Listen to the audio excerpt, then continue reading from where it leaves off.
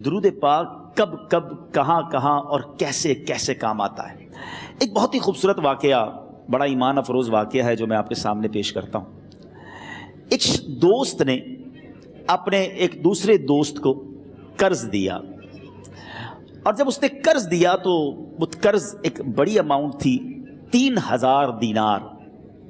وہ ٹائم آ گیا جب اس ٹائم وہ قرض لینے کے لیے اپنے دوست کے پاس گیا کہ بھائی مجھے میرے پیسے واپس دو، تو اس نے کہا کہ پیسے تو نہیں ہے میرے پاس، میں کولیپس ہو گیا ہوں، بزنس اب میرا ختم ہو گیا ہے، میں تمہاری رقم نہیں دے سکتا۔ اس نے ایک اور ٹائم دے دیا اسے کہ ٹھیک ہے اب اتنے وقت دنوں کے بعد میں دے دوں گا۔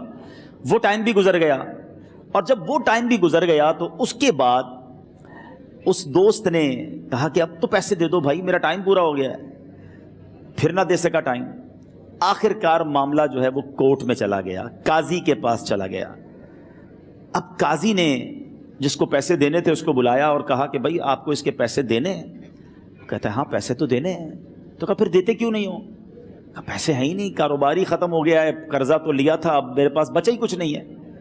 تو کہا اچھا اب یہ بتاؤ کہ کب دو گے، کیسے دو گے؟ اس نے کہا بس میرے پاس پیسے ہی نہیں ہیں۔ تو کہا اب تمہارے پاس 30 دن کا ٹائم ہے، 30 ڈیز میں یا تو اس کے پیسے لوٹا دو یا 30 دن کے بعد تمہیں قید کر دیا جائے گا۔ یہ شخص اب گھر آیا، پیسے تو تھے نہیں، مگر شاید علماء نے لکھا کتابوں میں، یہ واقعہ کئی بڑی بڑی کتابوں میں لکھا اور درود پاک کے فضائل کی بڑی بڑی کتابوں میں لکھا، اور اس شخص نے سوچا کہ اس نے ایک حدیث پاک پڑھی ہوئی تھی کہ جس میں یہ نبی پاک علیہ الصلوۃ والسلام نے فرمایا ہے، جس کا مضمون ہے کہ جو شخص پریشان ہو، مصیبت زدہ ہو، اسے چاہیے کہ مجھ پر کثرت سے درود پاک پڑھے، کیونکہ درود پڑھنا مصیبتوں اور پریشانیوں کو لے جاتا ہے۔ اب اس عاشق رسول نے سوچا اور تو کچھ ہے نہیں، اب میں درود پاک پڑھنا شروع کرتا ہوں۔ صبح سے لے کر شام تک وہ درود پاک پڑھنے لگ گیا۔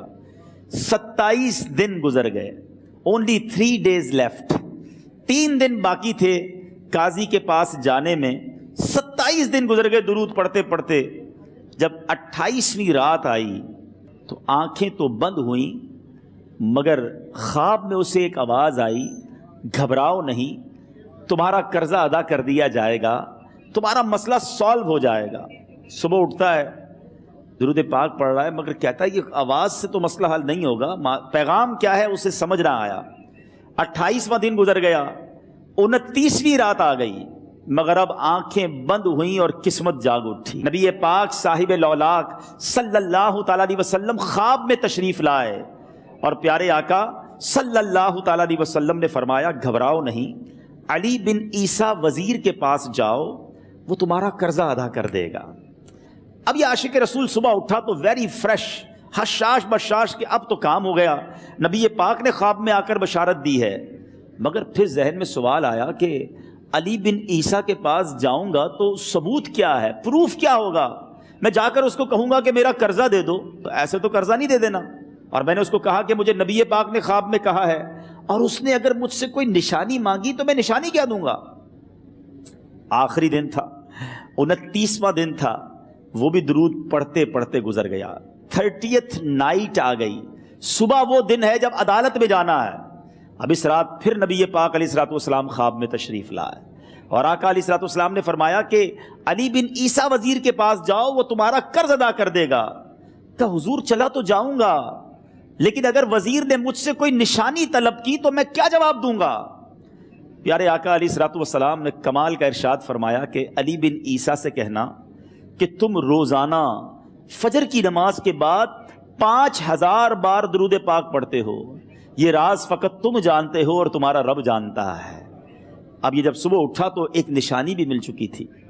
عدالت میں جانے سے پہلے وزیر کے دربار میں پہنچ گیا، اسے یہ ڈر تھا کہ آج پیسے نہ لوٹائے تو سزا ہو سکتی ہے۔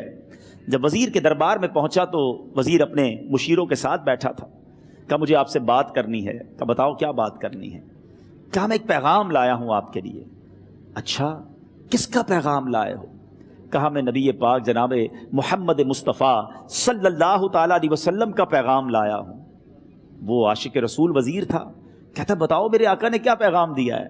کہ حضور میں 3000 دینار کا مقروض ہوں، آج آخری دن ہے، اور میرے آقا نے مجھے بشارت دی ہے کہ آپ سے کہوں کہ آپ میرا قرض ادا کر دیجئے۔ علی بن عیسیٰ کہتا ہے کوئی ثبوت ہے آپ کے پاس؟ ہے کوئی دلیل بھی ہے آپ کے پاس؟ میں کیسے مان لوں کہ آپ کو نبی پاک علیہ الصلوۃ والسلام نے بھیجا ہے؟ عاشق رسول کہتا ہے خالی ہاتھ نہیں آیا، میرے آقا نے مجھے دلیل بھی عطا فرمائی ہے، مجھے ایک ایویڈنس بھی دیا ہے، اور پروف یہ ہے حضور کہ آپ روزانہ صبح فجر کی نماز کے بعد نبی پاک صلی اللہ تعالی علیہ وسلم کی بارگاہ میں درود و سلام کا نذرانہ پیش کرتے ہیں۔ جب تک 5000 کا عدد پورا نہیں ہوتا آپ اس وقت تک کسی اور سے بات نہیں کرتے۔ اور اے وزیر صاحب، یہ راز صرف آپ کو پتا ہے اور آپ کا رب جانتا ہے۔ اللہ اکبر! وہ وزیر تو جس کو کہے نا جھوم اٹھا، ایسا عاشق رسول وزیر تھا جو روزانہ صبح 5000 درود پڑھتا ہو، اس کی تو عید ہو گئی نا۔ وہ کہتا ہے مرحبا یا رسول اللہ، میرے آقا نے میرے درود قبول کر لیے، اس سے بڑھ کر میرے لیے سعادت کیا ہوگی۔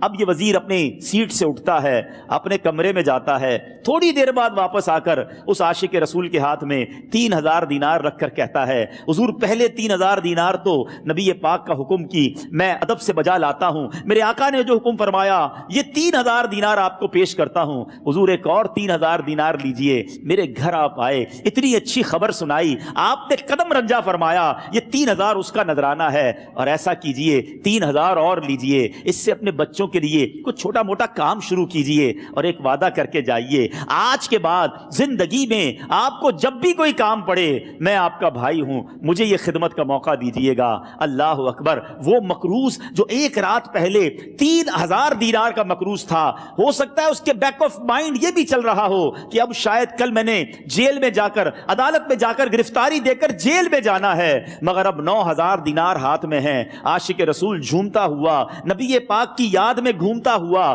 اب عدالت میں پہنچا۔ عدالت میں everybody expecting over there کہ آج اس نے آنا ہے اور آ کر کہنا یہی ہے کہ پیسے تو نہیں ہیں، گرفتار کر لو، مگر جا کر اس عاشق رسول نے 3000 دینار جج صاحب کے ہاتھ میں رکھ دیے۔ قاضی کہتا ہے پہلے تو یہ بتاؤ پیسے آئے کدھر سے؟ تم تو کہتے تھے غریب ہوں، تم تو کہتے تھے کاروبار نہیں ہے، ایک مہینے میں اتنی بڑی رقم کا انتظام کیسے ہو گیا؟ سبحان اللہ! اس عاشق رسول نے گویا زبان حال سے یہ کہا ہوگا کہ یہ تو کرم ہے ان کا، ورنہ مجھ میں تو ایسی بات نہیں، اتنا دیا سرکار نے مجھ کو، اتنی میری اوقات نہیں۔ اس نے وہ پورا واقعہ بھری عدالت میں سنا دیا۔ اللہ اکبر! میرے پیارے اسلامی بھائیوں، ذرا سوچو پہلے زمانے میں کیسے عاشقان رسول ہوا کرتے تھے۔ وہ جج، وہ قاضی بھی کیسا سرکار علیہ الصلوۃ والسلام کا عاشق تھا۔ اپنی سیٹ سے اٹھتا ہے، بھرے دربار میں، بھری عدالت میں، وہ اپنے چیمبر میں، اپنے کمرے میں جاتا ہے، اور تھوڑی دیر بعد واپس آ کر اس کے ہاتھ میں بھی 3000 دینار ہیں، اور وہ 3000 دینار جو ہے وہ اس عاشق رسول کے ہاتھ میں رکھتا ہے کہ سارا ثواب علی بن عیسیٰ کیسے لے جائے، میں بھی تو نبی پاک کا غلام ہوں، میں تمہارا قرضہ میں ادا کرتا ہوں۔ اچھا، اب ایک اور عجیب سینیریو یہ بن گیا کہ جس نے کیس کیا تھا، جس نے دعویٰ کیا تھا، وہ بھی یہ سارا منظر دیکھ رہا تھا۔ کہتا ہے جج صاحب ذرا رکیے، میں بھی اپنے آقا کا امتی ہوں، اور ایک کام کیجئے، قلم کاغذ منگوائیے، اس عاشق رسول کا قرضہ ہی میں معاف کر دیتا ہوں۔ اچھا، اب عاشق رسول نے وہ واپس 3000 دینار جو جج صاحب نے دیے تھے وہ واپس جج صاحب کو دیے کہ حضور یہ پیسے آپ ہی رکھ لیں، قرضہ ہی معاف ہو گیا، اب آپ کے پیسے کا میں نے کیا کرنا ہے؟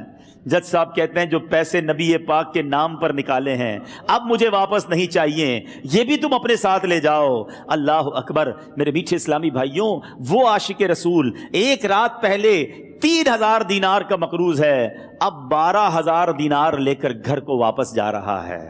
اس ایک واقعے کے اندر جو ہم سب کے لیے درس ہے، جو ہم سب کے لیے پیغام ہے، شاعر لکھتے ہیں نا، دکھوں نے تم کو جو گھیرا ہو تو درود پڑھو، دکھوں نے تم کو جو گھیرا ہو تو درود پڑھو، جو حاضری کی تمنا ہو تو درود پڑھو۔ آج ہم بہت ساری پرابلمز میں ہوتے ہیں، یہاں بھی ہو سکتا ہے میرا کوئی بھائی بیمار بیٹھا ہو، کوئی قرضے میں ڈوب گیا ہو، کسی کا کوئی بزنس پرابلم چل رہا ہو، کوئی فیملی ایشو میں ڈسٹرب ہو، آپ کسی بھی پرابلم میں ہیں، خدا کی قسم درود پاک ایسا وظیفہ ہے۔ لوگ بہت سارے وظائف پوچھتے رہتے ہیں، بہت سارے جناب وظائف کے بارے میں معلومات کرتے رہتے ہیں، سچی بات یہ ہے ہر درد کی دوا ہے، صلی علی محمد۔ ہر درد کی دوا ہے صلی علی محمد، تعویذ ہر بلا ہے صلی علی محمد۔ تو خدا را اپنی زندگی میں درود پاک کو شامل کر لیجئے، اور آپ بلیو کریں جب آپ نے کثرت سے درود پاک پڑھنے شروع کر دیے، آپ اپنی آنکھوں سے دیکھیں گے آپ کے پرابلم دور ہو رہے ہیں، آپ کی صحت اچھی ہو رہی ہے، آپ کے قرضے اترنے شروع ہو گئے ہیں، روزگار میں آپ کے برکت ہونا شروع ہو جائے گی، آپ کے چہرے پہ نور آنا شروع ہو جائے گا۔